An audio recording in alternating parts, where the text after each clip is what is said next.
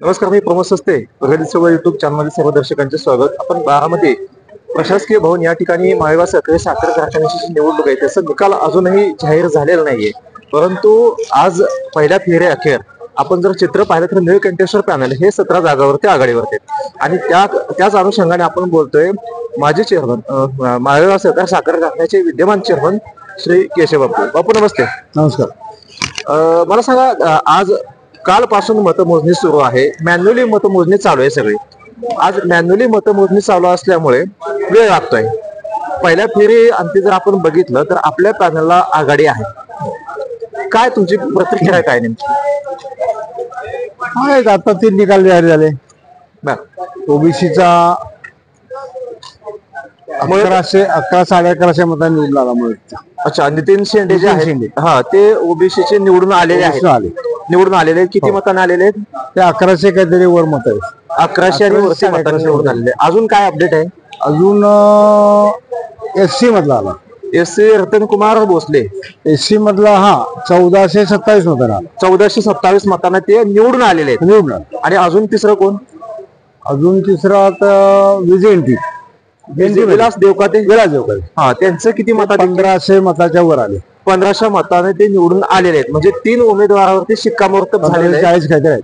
हा, म्हणजे ते 3 उमेदवार हे आणि दादा चौथे असे 4 उमेदवारांवर डिक्लेअर झालेले आहेत. म्हणजे 21 पैकी 4 राहिलेले 17 जे आहेत त्याच्यामध्ये जवळजवळ मला वाटते 4 उमेदवार जर सोडले तर बाकीचे सगळे आघाडीवरती आहेत. तुमचे विशेष अभिनंदन. म्हणजे एवढी चांगली आपण ह्या निवडणुकीमध्ये चांगल्या पद्धतीची लीड जी आहे ती पाहायला मिळते.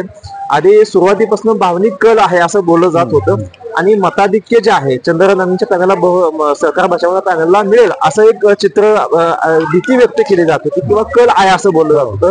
त्याच्यावरती आपण पडदा टाकलेला आहे आणि अतिशय चांगल्या पद्धतीच्या मतांची आघाडी म्हणजे 1000 पेक्षा जास्त मतांची आघाडी काही उमेदवारांनी घेतलेली आहे. म्हणजे इथं अतिशय आपण म्हणतो की चुरशीचा सामना नसून ही पूर्णतः आपण एक मताधिक्य जे आहे ते तुमच्या बाजूने कळलेले आहे. लोकांच्या पसंती क्रमाला उतरलेलं संचालक चॅनल आहे. ह्याच्या पाठीमागे रहस्य काय? म्हणजे काय गुपित नेमकं काय आपण काम केलं असेल? दादांच्या मार्गदर्शनामुळे कारखान्याचं संचालनामुळे कामकाज करतो. ऊसाचे भाव महाराष्ट्रात देखील आश्चर्यचकित व्हावे इतके असे ऊसाचे भाव दिले जातात. शिवाय त्यांना वन टाइम पेमेंट मागितलं, वन टाइम पेमेंट दिलं. खोडकी पेमेंट गेल्या 30 वर्षापासून लोकांची मागणी होती 100 नको आम्हाला 200 द्या. तर मागच्या वर्षापासून दादांच्या सूचनेप्रमाणे 200 रुपये दिलं. म्हणजे जे गेल्या 30 वर्षात कामगारांचा रजेचा पगार दिला. मागच्या वर्षाला दिला नाही, तो आम्ही दिला. डिसेंबर 2022 पासून चा पगार 6 कोटी त्यांना आम्ही पगाराचा फरक दिला. फरक राहिलेला दिला. वाढीव फरक दोन टप्प्यामध्ये दिला.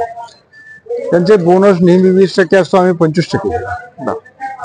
अशा अनेक कामगारांचे प्रमोशन दिले, ग्रेडेशन दिले, त्यांचे इन्क्रीमेंट दिले. छोट्या छोट्या गोष्टींवर आपण लक्ष दिलं. त्याच्यामुळे एवढा विश्वास जो आहे तो संपादन करण्यासाठी आपला अतिशय कमी वेळेमध्ये जास्तीत जास्त यश संपादन झालेलं आहे. आणि ह्या छोट्या छोट्या गोष्टी पाहण्याचं जे अगदी व्यक्तिमत्व जे आहे ते दादांमध्ये. म्हणजे आपण जर बघितलं एखाद्या झाडाचा फांदे जरी बघितले असेल किंवा एखादी छोटी छोट्या गोष्टी हे काय झाड मग दाखवली. हो, मग असे हा अतिशय छान झाड आहे. झाडाचा ओटा बघा किती सुंदर बनवलेला आहे का ओटा? नाही, अगदी म्हणजे बारकावे जे आहेत ते बारकावे दादांना पाहायला जमतात आणि त्याच्यामध्ये सुधारणा करून आता आपण जर पाहिलं एवढं चांगलं मताधिक्य घेतल्यानंतर दादा टेक्नॉलॉजीचा वापर करून वेगवेगळ्या गोष्टी करणारच आहे. निश्चितपणे जागतिक स्पर्धेमध्ये आपल्या सहकार चळवळीच्या माध्यमातून शेतीच्या ऊसाचं उत्पादन वाढवणं त्यांचं टार्गेट चांगलं आहे.